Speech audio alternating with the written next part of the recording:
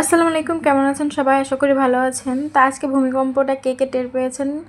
আসলে কি জীবনে যতটুক সময় পার করেছি বা যতটুক দেখেছি, এমন ভয়াবহ পরিস্থিতিতে কখনো পড়িনি।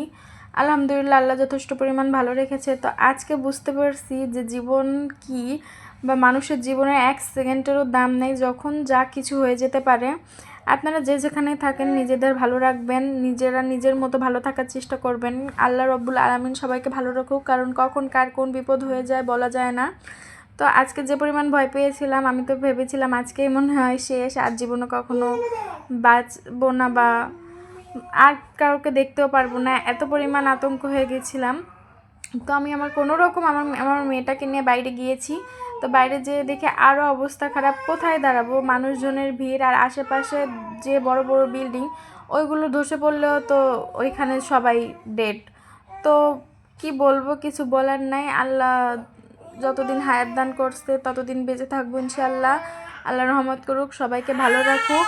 আপনারা সবাই আমাদের জন্য দোয়া করবেন এবং আমাকে সবাই একটু সাপোর্ট করবেন, আমার পাশে থাকবেন। আর যে যেখানে থাকবেন সুস্থ থাকেন, ভালো থাকেন। আল্লাহ হাফেজ। আল্লাহ সবাইকে রহমত করুক।